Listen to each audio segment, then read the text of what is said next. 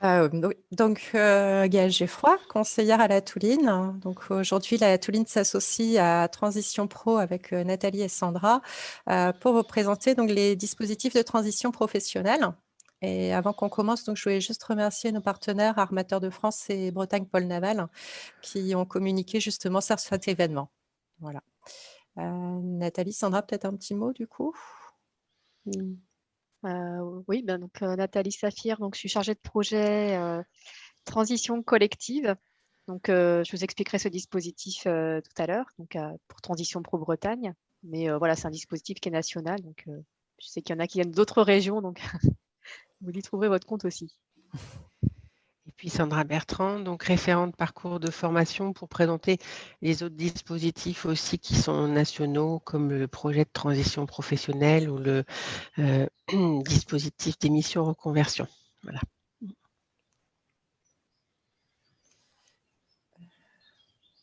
Donc, c'est toi qui as la main sur le PowerPoint, Oui, Nathalie? oui, Oui. donc je te déroule. Ouais, Merci.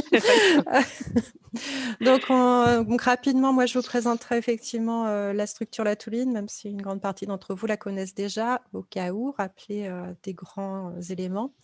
Nathalie et Sandra donc, vous présenteront Transition Pro. Et puis ensuite, donc, le projet de transition professionnelle, le dispositif d'émission reconversion et donc, le nouveau dispositif Transco. Donc, vous avez peut-être déjà entendu parler. Donc, présentation de La Touline. Donc, La Touline, depuis 1989, a pour vocation d'orienter et d'accompagner les personnes intéressées par les métiers de la mer. Donc, on a 3 axes. Le conseil et accompagnement vers l'emploi, qui est vraiment le cœur du métier de La Touline. La formation, et particulièrement la validation des acquis de l'expérience, donc pour les marins, que ce soit pont ou machine. Et l'orientation, promotion des métiers de la mer. Donc, la Touline est reconnue d'utilité publique. Elle est certifiée qualité par le Lloyd's. Et là, très récemment, un audit a permis d'obtenir la certification Calliope. Et depuis le début d'année, donc, la Touline est agréée entreprise solidaire d'utilité sociale. Donc, le siège social est à Brest, où on a le soleil aujourd'hui, avec un bureau à Marseille, une antenne à Lorient, une antenne à Nantes, une antenne à la Seine-sur-Mer. Et depuis quelques temps maintenant, il faudra d'ailleurs que je le rajoute sur la carte, on a un référent local sur Boulogne-sur-Mer. Voilà. Donc, historiquement, la Touline intervenait sur les métiers embarqués. Au fil des années, donc, on s'est ouvert aux différents métiers du maritime, notamment parce qu'on avait une demande de la part de nos adhérents qui, pour des raisons subies ou choisies, souhaitaient se reconvertir à terre. Donc, au fur et à mesure, on a élargi nos champs de compétences à l'ensemble des métiers de la mer, qu'ils soient embarqués ou terrestres. Donc, on retrouve les métiers de la marine marchande, la pêche, l'offshore, le nautisme, la plaisance, le yachting, les énergies marines renouvelables et le paramaritime. Donc, le paramaritime, ce sont l'ensemble des métiers qui gravitent autour du navire. Donc, on va y retrouver par exemple la construction-réparation navale ou également la logistique portuaire. Donc, encore plusieurs métiers, plusieurs secteurs derrière. Donc, à votre écoute, vous avez une équipe donc avec Anne, donc, directrice de la Touline, Bérangère, donc, qui assure l'accueil et la gestion administrative au niveau du siège de Brest, Sabine, donc, chargée de mission et de développement de la région Sud, Laura, qui assure l'accueil et l'accompagnement en région Sud, donc Damien, qui est notre référent sur la région Boulogne, et donc moi-même qui assure de l'accompagnement. Donc voilà pour la petite carte d'identité de la Touline. Maintenant, on va présenter Transition Pro. Juste quelques petites modalités techniques. Si vous avez des questions au cours de la présentation, vous pouvez nous les mettre dans le chat. On y répondra, il n'y a pas de souci. Donc, Transition Pro, bon, San Remo fait partie de Transition Pro Bretagne, mais on a des organismes sur toute la France. Il y en a un par région. Donc, c'est l'interlocuteur des salariés pour la reconversion professionnelle. Et en fait, on remplace, on est l'ancien fonds GESIF que vous connaissez certainement de nom, mais qui a un peu évolué avec la loi de 2018 sur la liberté de choisir son avenir professionnel. Et donc, Transition Pro, concrètement, est né le 1er janvier 2020 pour prendre la suite du fonds GESIF. Donc, on a la particularité d'être un organisme paritaire, c'est-à-dire qu'on a un conseil d'administration qui est composé aussi bien de représentants syndicats, employés et employeurs. Donc actuellement, par exemple, sur Transition Pro Bretagne, on a une présidente FO et un vice-président MEDEF.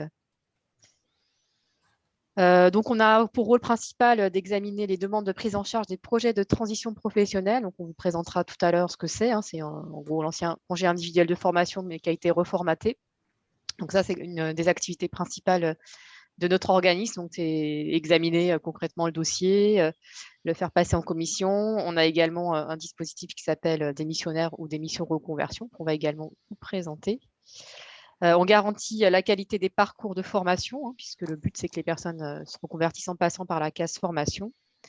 On a aussi un rôle d'analyse et d'anticipation des besoins, donc sur les secteurs d'activité qui sont présents sur notre territoire, donc avec différents partenaires, comme la Touline aujourd'hui, par exemple. On finance également tout ce qui est accompagnement, validation des acquis par l'expérience. Donc ça, c'est Gaëlle qui vous en parlera un petit peu par la suite. Et puis également, on a un rôle d'information du public et de suivi de la mise en œuvre du conseil en évolution professionnelle. Donc ça, vous verrez aussi que ça intervient au travers de différents opérateurs en national et plus spécifiques en local. Donc les dispositifs qu'on gère, donc ce dont je vous ai parlé, le projet de transition professionnelle et des missions reconversion. On a également un financement sur tout ce qui est VAE, certification CLEA, et puis un dispositif dont on va vous parler tout à l'heure aussi, qui est tout nouveau, qui s'appelle Transition collective et qui est issu du plan de relance. Voilà, donc je vais laisser la parole à ma collègue Sandra sur le projet de transition professionnelle. D'accord, donc c'est toi qui avances. Oui, n'oublie pas ta Donc, alors, l'idée, c'est que ça s'adresse à tous les salariés de droit privé qui ont des contrats CDI, CDD, intermittents du spectacle ou intérimaires. Alors, pour chacun de ces types de contrats, il y a des conditions d'ancienneté en fonction du type de contrat, justement. Et l'idée, c'est pour se reconvertir. Donc, je vais te laisser avancer, Nathalie. Oui. Voilà, donc se reconvertir, donc faire une formation qui permette de changer de métier. Donc, on est bien sur un changement de métier. Donc, France Compétences a émis comme règle un changement de code ROM entre le métier de départ et le métier souhaité. Une formation inscrite au répertoire national des certifications professionnelles. Donc, là, il n'y a pas de transgression possible et c'est une obligation aussi. Lorsqu'il y a financement de notre part, donc un accord de financement, on va financer le coût de la formation et on va prendre en charge le salaire de la personne pendant la durée de la formation. Alors, suivant certaines règles en fonction de son niveau de salaire, mais dès lors qu'il a un salaire inférieur à 2 fois le SMIC en brut, on va le prendre en charge normalement à 100%. Et puis, on peut aussi avoir une possibilité de prendre en charge des frais de déplacement, ce qu'on appelle les frais annexes, en fonction d'un barème. Tout est bien indiqué sur notre site internet. Je vais juste, alors, hop, tu as été trop vite. Voilà, pardon. Juste une petite précision. Lorsque la personne a un accord de notre part de financement pour le PTP, il arrive, enfin, c'est pas il arrive, c'est que la Caisse des dépôts et consignations va remettre son CPF à 0. Donc ça, c'est un détail que vous pourrez voilà, peut-être approfondir ultérieurement, mais c'est une notion qu'il faut avoir. Parce que souvent, les gens disent j'ai 3 000 € dans mon CPF, ça peut servir à financer la formation. Mais en fait, non.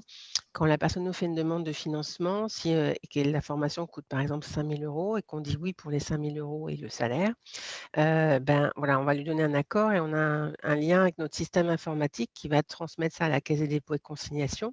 Et eux, systématiquement, ils vont venir enlever le montant de la formation qui a été accordée par Transition Pro. Donc, bien souvent, c'est remis à 0 parce que souvent, notre montant accordé est plus élevé que ce que la personne a dans son CPF. Et du coup, ça, c'est un élément à avoir en tête, c'est-à-dire que ce n'est pas un outil de cofinancement, ça va être le CPF de la personne, c'est un outil, on va dire, de garantie qu'il y a une partie du financement qui va être récupérée par la Caisse des dépôts et consignations après derrière. Donc voilà, c'était une petite précision qu'on donne aussi aux conseillers en évolution professionnelle parce que pour le travail sur le projet, ça peut être important d'avoir cette notion-là après derrière. et s'il y a besoin de petites formations complémentaires, il vaut mieux utiliser le CPF avant de nous faire une demande de financement. Voilà, donc ça, je pourrais. Donc en fait, dans le dispositif, il faut dans un premier temps, alors c'est pas dans un premier temps, il y a toujours une demande d'autorisation d'absence à son employeur, surtout quand on est en CDI ou quand on est en CDD de longue durée et aussi en intérim, hein. Voilà, si la formation se déroule en totalité ou en partie sur le temps de travail, c'est une demande classique, hein, écrite 4 mois avant le début de la formation. C'est comme était le congé individuel de formation auparavant, hein, c'est le même système. L'employeur, il aura 1 mois pour répondre. Le report est possible sous certaines conditions, mais les conditions ont été réduites. Aujourd'hui, les conditions de report sont, si la personne n'a pas les conditions d'ancienneté, par exemple, requises vis-à-vis de son contrat de travail. Et s'il y a accord, l'employeur renseigne le volet employeur dans le dossier de demande de financement. Donc là, on a laissé l'intitulé de dépôt du dossier par le salarié, donc au moins 3 mois avant le début de la formation. Alors aujourd'hui, on a changé de système informatique, on est sur une démarche dématérialisée. Donc l'idée, c'est que la personne puisse créer son dossier en ligne et elle va, ensuite, réunir les pièces à joindre, évidemment, les scanner et les mettre en pièces à joindre, renseigner le dossier. Et puis, il y a tout un argumentaire sur le projet professionnel, donc c'est ce qu'on appelle la grille d'autopositionnement et on peut, nous, nos collègues, chargés d'info peuvent, recevoir les personnes en atelier ou en rendez-vous, alors actuellement à distance, hein, bien sûr, pour aider, les personnes à monter leur dossier. Sachant que ce dossier-là, il va être, dématérialisé au maximum. Donc c'est du coup, il y a quand même une appréhension du monde numérique qui doit être accompagnée, je pense, à un moment ou à un autre. On est en réflexion sur une offre de service qui permettrait ça, plus, mais c'est vrai que c'est un pas en avant, vers le numérique, qui n'est pas toujours évident à envisager auprès des bénéficiaires qui ne sont pas habitués avec le numérique. Donc voilà, le dépôt du dossier au moins 3 mois avant le début de la formation. Voilà, donc une fois qu'on a ce dossier-là, il y a une commission chez nous qui se réunit tous les mois et qui va étudier les demandes, hein. Donc il y a toujours 3 critères qui vont être regardés en premier lieu. C'est la cohérence du projet professionnel. Est-ce que la personne l'a travaillé? Est-ce qu'elle a rencontré des professionnels? Comment elle a regardé le métier, et cetera. Donc c'est quand même bien c'est quand même, même super bien et même recommandé d'être accompagné par un conseiller en évolution professionnelle pour travailler son projet. C'est là qu'on voit que, les projets sont qualitativement, mieux argumentés et mieux expliqués, en tout cas mieux étoffés. Le deuxième critère, c'est la pertinence du parcours de formation, c'est-à-dire est-ce que la personne a bien choisi la formation adéquate au métier visé? Est-ce que le parcours, a été, adapté par l'organisme de formation? Est-ce on a tenu, compte, est-ce que l'organisme a tenu compte des acquis de la personne pour, lui réduire, lui enlever, certaines matières, certains modules et cetera? Donc ça va être la pertinence du parcours de formation et puis aussi le critère important, ça va être les perspectives d'emploi. C'est-à-dire aujourd'hui, c'est quoi les perspectives d'emploi dans la zone de mobilité géographique de la personne? Donc voilà, ça va être un travail aussi important en tout cas à argumenter et à expliquer dans le dossier. Donc au-delà de ces 3 premiers critères, il va y avoir d'autres priorités qui peuvent s'appliquer. Il y a une priorité au niveau de justement, de la CSP de la personne, alors priorité aux ouvriers employés de niveau CAP. Une autre priorité, alors elles peuvent se cumuler, hein, mais ces priorités-là, mais c'est vrai que du coup, ça finit par faire, plusieurs petits points, différents. Les personnes qui sont en inaptitude ou en voie de reconnaissance, d'inaptitude par la médecine du travail. Les salariés d'entreprises de moins de 50 salariés, les salariés qui viennent de secteurs prioritaires, alors on va les voir après, ils sont détaillés. Les salariés qui veulent aller vers un métier à forte perspective d'emploi, alors c'est pareil, on va les voir aussi ensuite dans la liste. Et évidemment les contrats, particuliers, CDD, temps partiel, intérim, saisonnier, multi-employeurs. Et puis, bah, évidemment aussi les personnes qui ont raccourci leur parcours de formation. Donc, avec une VAE préalable, une passerelle ou, c'est pour ça que j'en parlais tout à l'heure, l'utilisation de leur CPF autonome préalablement pour faire des petits modules ou des petites formations, qui viendraient, améliorer, l'employabilité ultérieure ou le projet professionnel. Alors donc, suite à la crise, Covid là, il y a eu, donc le plan de relance a été mis en place et avec, l'octroi de moyens supplémentaires et donc on a eu une enveloppe, pour 200 demandes supplémentaires environ, hein, sur la Bretagne avec, voilà, dans cette enveloppe-là, l'idée que les critères d'éligibilité, vont être identiques, au PTP classique, hein, et parce qu'on va toujours retrouver la cohérence du projet, la pertinence du parcours et les perspectives d'emploi. Voilà et du coup, on retrouve là, la liste des métiers prioritaires dont j'ai parlé tout à l'heure. Donc, dans le plan de relance, bah, si les personnes veulent aller vers tous les métiers qui sont affichés devant vous, alors notamment au niveau des métiers de la mer, vous retrouvez, le mécanicien de marine, 750 watts, le patron de pêche, hein, on les a mis en turquoise et les métiers de la construction navale, tout ce qui est soudure, tuyauterie, aménagement. Donc les personnes, voilà, qui ont, les 3 critères pertinence, cohérence et perspective d'emploi, qui ont aussi des critères, de priorité, voilà, salariés et cetera, employés ou ouvriers niveau CAP, qui veulent aller vers un de ces métiers prioritaires et qui en plus alors je vais te laisser aller sur la Oui. diapo d'après et en plus, qui viennent d'un secteur prioritaire aussi. Là, en Bretagne, ce qui a été déterminé chez nous, c'est, toujours par rapport à la pandémie Covid, hein, la culture, le commerce non alimentaire, l'hôtellerie-restauration, le transport non routier de personnes. Donc là, vous retrouvez le transport maritime en fait, hein, de voyageurs, et puis le tourisme et le secteur du sport. Donc si en plus ces personnes viennent de ce secteur-là, elles vont accumuler en fait toutes ces priorités-là et leur demande pourra s'inscrire dans un financement plan de relance. Après, on n'a jamais d'assurance que les choses vont être, positive de bout en bout. Il est bien évident que c'est la commission paritaire qui se réunit tous les mois, qui étudie les dossiers en fonction des critères que l'on a dit là et aussi en fonction, bah, des dossiers qu'elle a dans la même commission. Donc des fois, il peut y avoir, 200 ou 300 dossiers dans une commission et là où plus la personne est en concurrence avec d'autres, profils aussi prioritaires qu'elle, moins elle a de chance peut-être ou voilà, où ça peut être plus compliqué d'être financé. L'idée, c'est de dire le financement n'est pas toujours acquis, hein. On est sur une moyenne de financement, on va le voir, plus tard dans une diapo, d'environ 50 à 60 des demandes sur le PTP. Donc ça, c'est, bah, voilà, tout à fait. C'est une notion importante. Donc voilà, donc en 2020, on en a accordé, pardon, excusez-moi, c'est écrit tout petit, 56 et refusé 44. Donc on vous a mis les domaines de formation. Après, c'est vrai que, c'est peut-être des domaines vers lesquels vont aussi les personnes qui sortent des métiers de la mer, pour se reconvertir.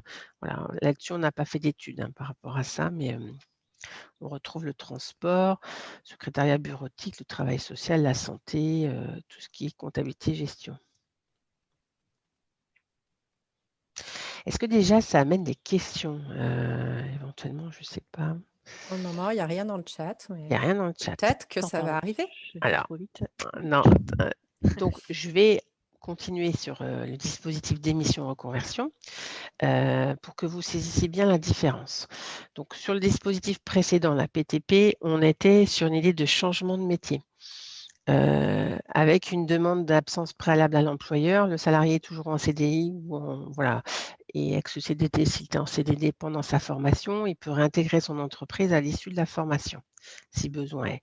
Là, par contre, le dispositif d'émission reconversion, c'est un dispositif qui a été mis en place suite à une promesse de campagne du président Emmanuel Macron qui avait promis que les démissionnaires auraient accès aux allocations chômage.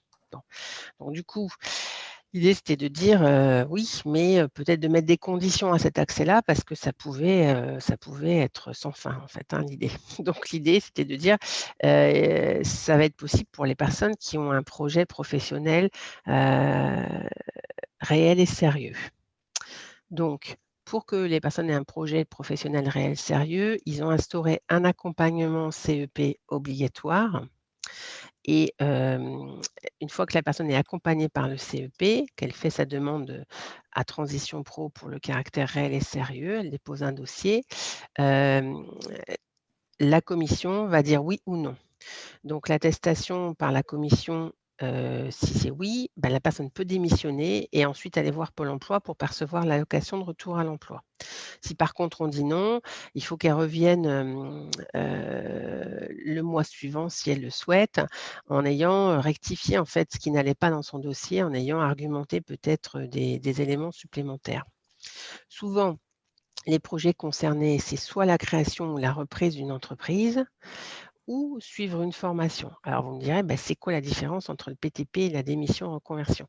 L'idée, c'est de dire le processus d'émission reconversion, une fois qu'on a l'attestation de caractère réel et sérieux de Transition Pro, on peut démissionner et on va après s'inscrire à Pôle emploi, sous réserve d'avoir vérifié qu'on avait bien les droits, hein. Mais je vais vous montrer un schéma ensuite.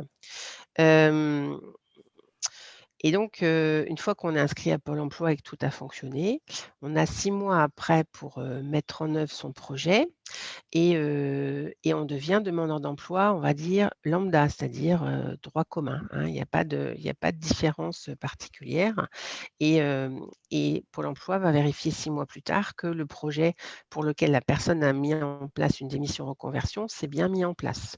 Donc, d'où l'idée de travailler le projet en amont avec un conseiller en évolution professionnelle, notamment pour la création reprise d'entreprise, parce que c'est important de sécuriser en fait la chose, le parcours, parce que si au bout de 6 mois, Pôle emploi constate que le projet ne s'est pas mis en place, il peut y avoir des décisions qui ne sont pas de l'ordre de maintenir les allocations chômage, par exemple. Donc ça, il faut que les salariés en soient très faut qu'ils y soient sensibilisés parce que on est sur une prise de risque beaucoup plus importante que sur le projet de transition professionnelle où là, on demande une autorisation d'absence à son employeur, mais on peut revenir ensuite à un poste similaire une fois que la formation est terminée. Ce qui n'est pas le but en soi, mais ça arrive quand même. Donc là, on a mis un petit schéma, voilà, qui vous résume les étapes, hein. Donc on a évidemment le fait que la personne doit vérifier qu'elle est bien éligible à l'allocation de retour à l'emploi parce qu'il y a des critères quand même très restrictifs, hein, être salarié depuis 5 ans sans interruption. Il y a l'accompagnement avec le conseiller en évolution professionnelle. Ensuite, elle dépose une demande auprès de nous, Transition Pro, et c'est ce que je disais, si c'est OK, elle démissionne et elle s'inscrit à Pôle emploi. Voilà. Je ne vais pas aller plus dans le détail, mais l'idée, c'est ça. Alors, l'idée aussi, c'est que nous, Transition Pro, contrairement au PTP, on ne finance absolument rien sur ce dispositif-là.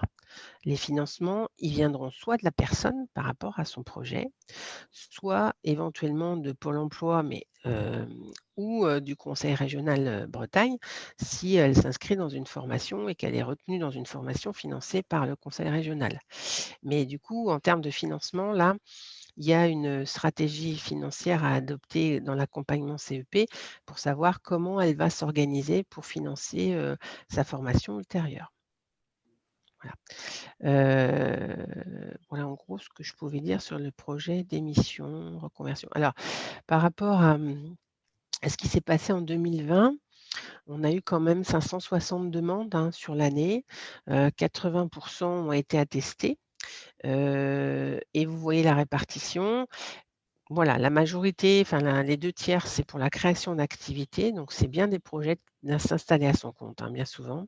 Et 1/3, c'est pour des formations, pour se reconvertir. Donc voilà, en gros, comment ça se situe au niveau des démissions reconversion. Ouais.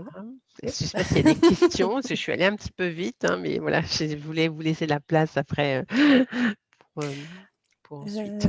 Ouais, du coup, ben, je vais juste rapidement, effectivement, au niveau de la Touline, alors il manque les petits icônes, ils veulent pas venir, hein.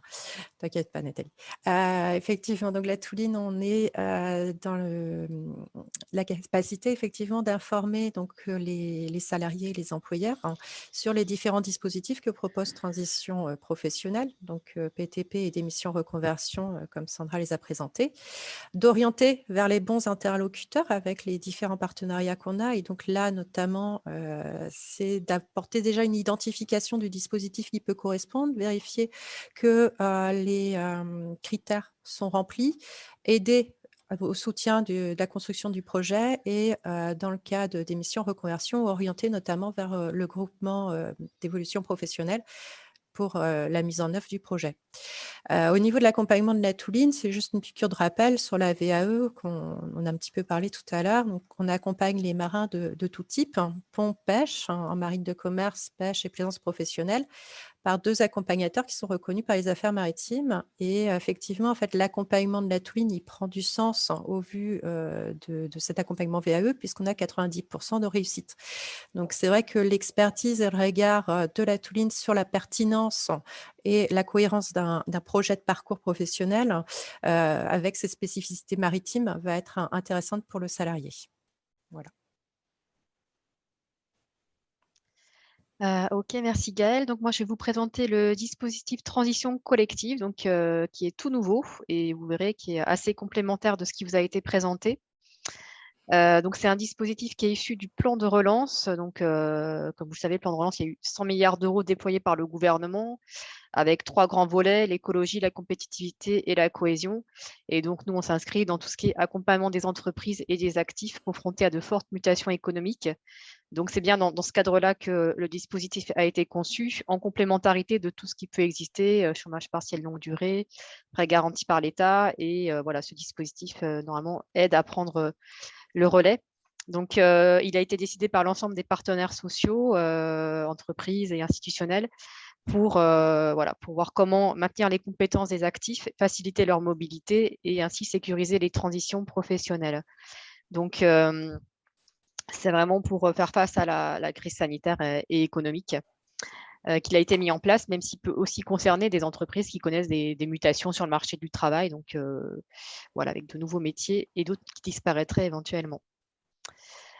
Donc, le but du jeu, c'est de permettre en fait à vos salariés dont l'emploi est identifié comme fragilisé, je reviendrai sur cette notion, de se reconvertir dans un métier qui va recruter dans leur bassin d'emploi. Voilà, pour s'assurer effectivement que cette transition se passe bien et tout en passant par la case formation professionnelle avec une formation donc reconnue. Donc, c'est un dispositif voilà, comme je l'ai dit, hein, qui a été construit avec les partenaires sociaux. Normalement, il doit permettre d'anticiper les mutations économiques tout en accompagnant les salariés. Et pendant toute la durée de cet accompagnement, de cette formation, leur sécurisation va se traduire par la prise en charge de la rémunération. Donc, selon la taille de l'entreprise, il y a un prorata. Et également, le coût de la formation également qui sera pris en charge en complément du salaire. Tout ça sans passer par la période de chômage. Donc, pour essayer de différencier avec d'autres dispositifs, là, on reste un peu comme dans le projet de transition professionnelle, rattaché à son employeur, même si le contrat de travail est suspendu pendant la durée de la formation. Donc, sur la notion d'emploi fragilisé, donc, ce sont des emplois donc, qui ont été impactés par la crise ou par la mutation du marché du travail. Donc, ça peut être évolutif et je vous expliquerai après comment on les identifie et comment on les inscrit.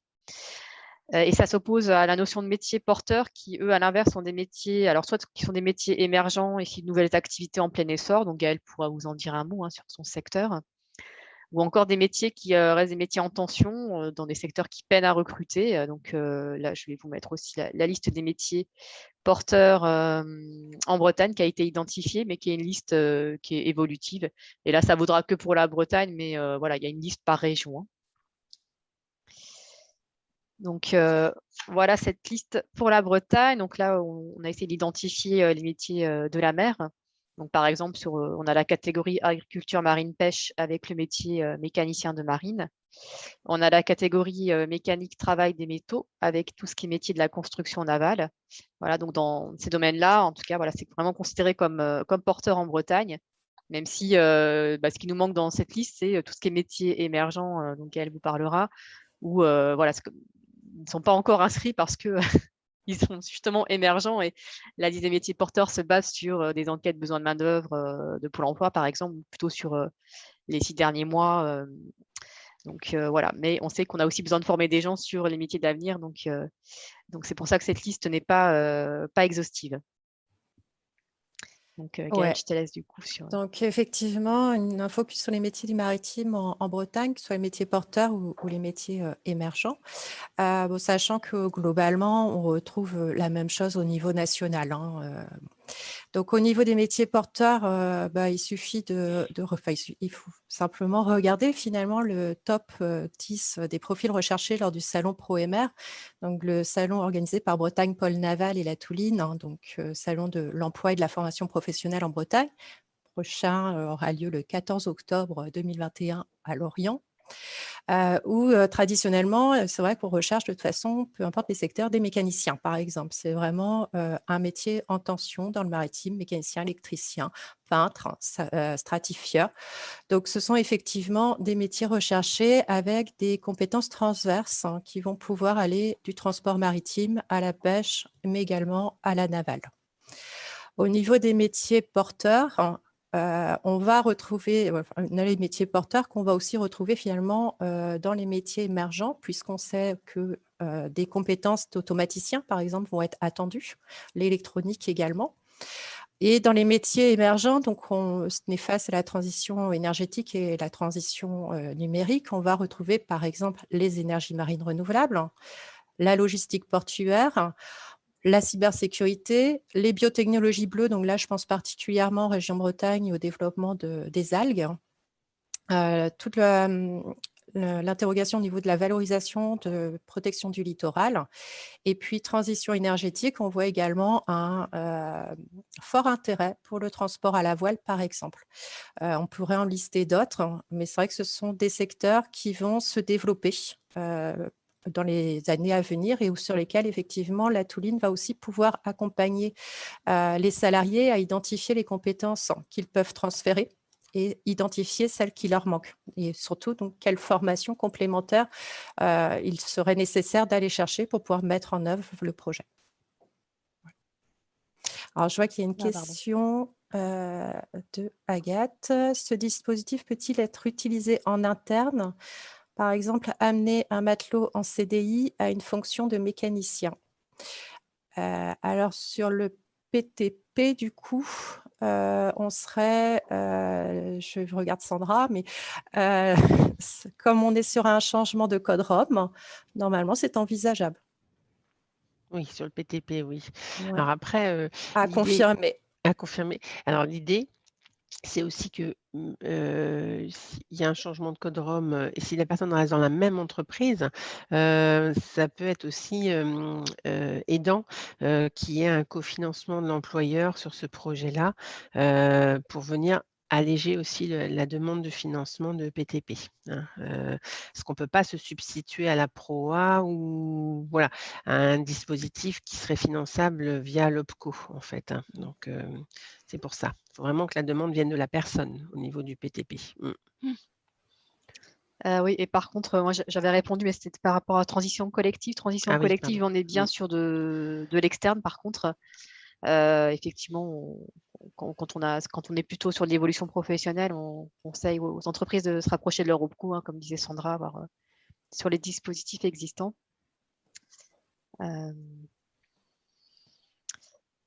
Puisque voilà, en transition collective, c'est vraiment permettre aux salariés qui sont sur des emplois fragilisés de pouvoir quitter leur entreprise tout en redevenant acteurs de leur avenir professionnel, c'est-à-dire voilà, se former à un nouveau métier. Donc le but, c'est plutôt qu'ils quittent l'entreprise. Pour l'entreprise, pendant ce temps-là, c'est de retrouver des perspectives de trésorerie, hein, pendant que le salarié est en formation, et puis à l'issue, en espérant qu'il retrouve un emploi. Et donc de voilà, favoriser le dialogue social au sein de l'entreprise. Donc, pour l'instant, les premières entreprises qui nous ont contactés, c'est plutôt des entreprises qui en sont pas au plan social, mais voilà, qui commencent à connaître quelques difficultés, notamment dues à la crise, et voilà, qui ont besoin de séparer de certains salariés. Et comme il y en a qui ont déjà envie d'aller vers une reconversion, et ben, transition collective se prête très bien dans ces cas-là. Tout le monde y trouve son compte.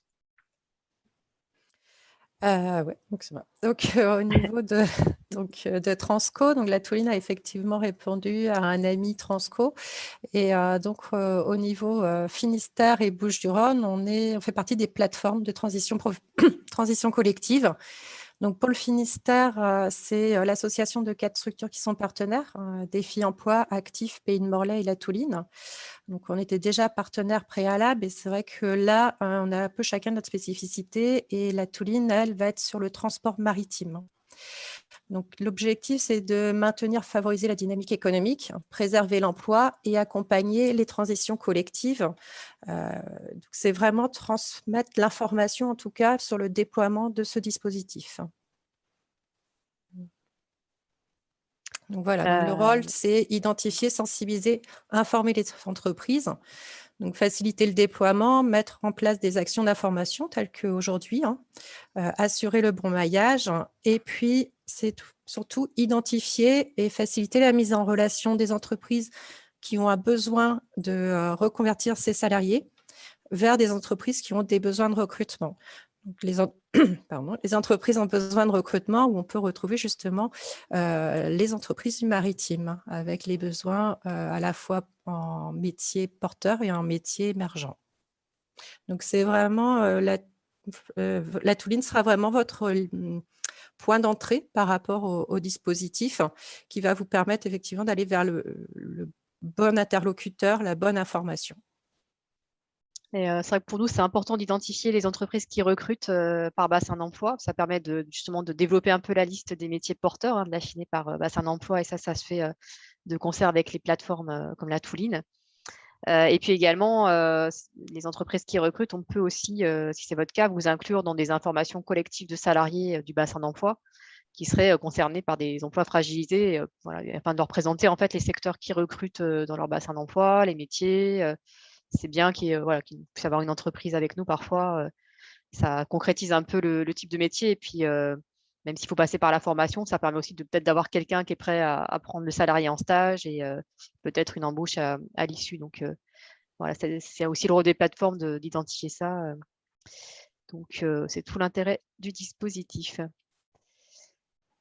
Sur l'accompagnement financier, donc on est bien sur des financements de l'État, donc qui transitent par Transition Pro. Donc concrètement, ça va se passer par la prise en charge de la rémunération du salarié et le coût de la formation, donc jusqu'à 24 mois, ce qui est un peu plus long que dans le cas du projet de transition professionnelle, donc qui peut être réellement intéressant pour le salarié.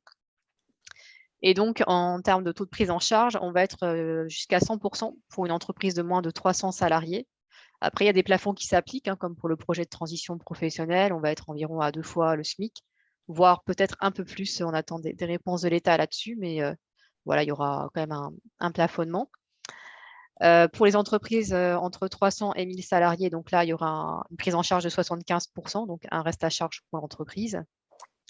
Et puis pour les plus de 1000, là, c'est dégressif, donc là, il y aura un reste à charge de 60%, voilà, que l'entreprise devra financer pour les salaires et la formation. Donc ça se calcule au niveau du SIREN de l'entreprise, je le précise, parce qu'on a des entreprises qui peuvent avoir plusieurs établissements et avoir un seul établissement concerné, mais voilà, ce taux de prise en charge est bien calculé là-dessus, comme pour d'autres dispositifs de l'État. Sur les salariés éligibles, donc, comme dans les autres dispositifs, il y a des conditions d'ancienneté, donc en fonction du contrat. Donc, si on a des salariés en CDI concernés, donc il faut qu'ils travaillent au moins depuis 24 mois dans le secteur privé, dont 1 an dans votre entreprise. En CDD, il faudra être sous contrat au moment du dépôt du dossier et avoir 24 mois d'activité sur les 5 dernières années, donc 4 mois de CDD sur les 12 derniers mois. Voilà. Et pour les intérimaires, alors peut-être que ça concerne moins nos participants d'aujourd'hui, mais voilà, ils sont aussi concernés par le dispositif, comme pour le projet de transition professionnelle. Donc, il faut avoir travaillé 1600 heures dans la branche, dont 600 heures dans l'entreprise de travail temporaire durant les 18 derniers mois. Donc voilà, c'est des conditions d'ancienneté, mais c'est bien de les connaître de base avant d'inscrire les métiers fragilisés, voir quels salariés vont réellement pouvoir être concernés ou pas par le dispositif. Et donc, sur les principales étapes, donc je vais vous les détailler juste après. Donc, la première étape qui est assez importante, donc c'est un accord gestion des emplois et des parcours professionnels. Donc, accord GEPP, donc, qui est obligatoire dans les entreprises de plus de 300 sur d'autres dispositifs que transition collective, mais qui là va devenir obligatoire pour toute entreprise qui souhaite solliciter transition collective. Sauf que voilà, on aura une démarche très simplifiée pour les petites entreprises. Donc, là-dessus, il n'y a pas de souci et je vais vous expliquer après l'accompagnement aussi qu'il peut y avoir là-dessus. La deuxième étape, ce sera d'informer et d'accompagner vos salariés. Donc, ça aussi, je vais vous le détailler. Et enfin, donc, la mise en œuvre concrète des projets. Donc, sur le fameux accord GEPP, donc c'est un accord qui est négocié avec vos partenaires sociaux ou représentants de salariés. Donc, selon votre taille, ça va être, pour les moins de 11 salariés, ça sera la majorité des 2/3 des salariés qui devront valider l'accord. Au-delà, ce sera le CSE ou des représentants syndicaux. Voilà, donc ça, je pourrais vous le redonner en détail si par la suite vous êtes intéressé par le dispositif. Et donc, dans ce fameux accord, en fait, ce qu'il faudra faire, c'est indiquer les métiers en mutation ou menacés dans votre entreprise, donc bien les lister clairement. Et puis, remettre ce document à la DREETS, donc service de l'État. Donc, il y a une procédure, voilà, pour déposer l'accord sur leur site internet. Donc, c'est pas forcément très compliqué, mais voilà, ce qu'il faut bien avoir fait, c'est identifier les métiers et faire valider ça par les partenaires sociaux. Donc, pour cela, alors là, j'ai eu le cas d'entreprises où, comme elles sont assez petites, elles ont déjà bien identifié quels étaient les métiers.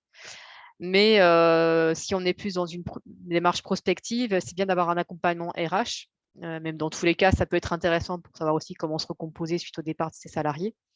Donc, l'accompagnement RH, il est optionnel, mais il est gratuit. Il peut être financé par votre OPCO. Donc, là-dessus, dès lors que vous voulez rentrer dans la démarche, on conseille aux entreprises de voir avec leur OPCO pour débloquer ce financement et pouvoir être accompagné sur la rédaction de cet accord. Voilà. Et donc, une fois que tout est OK, il n'y a plus qu'à déposer ça à la DREETS. Et dès lors que c'est déposé, que vous avez l'accusé de réception, on peut vous ouvrir un espace web chez nous sur notre site Transition Pro. Donc, bon, je parle de Transition Pro Bretagne, mais c'est pareil chez nos homologues d'autres régions. Donc, ensuite, il y a un petit dossier à saisir qui n'est pas trop compliqué. On va vous demander votre pro de rattachement, quels sont les salariés, enfin les métiers menacés et s'il y a un suivi CEP, donc conseil en évolution professionnelle. Et dès lors, vos salariés pourront aussi saisir leurs demandes avec tout ce qui aura été identifié en termes de formation. Donc là, j'en arrive sur l'étape information et accompagnement des salariés. Donc au préalable, ce qu'on peut faire en parallèle de cette rédaction d'accord, c'est organiser une information collective pour vos salariés, pour ceux qui sont dans les métiers concernés, listés dans l'accord. Ou même si l'accord n'est pas finalisé, on peut quand même intervenir en parallèle, un peu anticiper, parce que selon les dates de formation, le projet peut être assez urgent en fait. Pour ça, on va mobiliser aussi des opérateurs de conseil en évolution professionnelle. Donc, ils vont accompagner les salariés de bout en bout en fait dans la définition de leur projet professionnel. Puisqu'on peut avoir des salariés qui ont déjà, là j'ai eu le cas, qui ont déjà repéré une formation, qui sont déjà allés très loin dans leur projet. Mais d'autres qui vont apprendre un peu sur le vif que leur métier est concerné par la liste des métiers menacés et qui n'ont pas forcément réfléchi à un projet. Donc là, il va falloir vraiment les accompagner au plus près. Et donc, ça, c'est vraiment le rôle du conseiller en évolution professionnelle qui va leur permettre de leur dire quels sont les métiers qui recrutent dans le bassin d'emploi, leur permettre de faire des immersions, de rencontrer des employeurs, vraiment de définir au mieux ce projet. Et une fois que le métier est identifier la formation correspondante, donc qui doit être inscrite au répertoire RNCP, donc pour garantir la qualité de la formation. Donc bien identifier la formation qui correspond, les dates, etc., les lieux, donc tout ça, c'est le rôle du conseiller. Sur transition collective, donc on a différents types de conseillers selon le statut du salarié. Donc là, en Bretagne, par exemple, on a le groupement Évolution, qui est un opérateur privé, mais qui peut différer selon les régions, qui va concerner tous les salariés, sauf ceux reconnus travailleurs handicapés et dont le handicap empêche d'accéder certains emplois. Donc ça sera géré par Cap Emploi. Et pour les cadres, ce sera l'APEC. Voilà.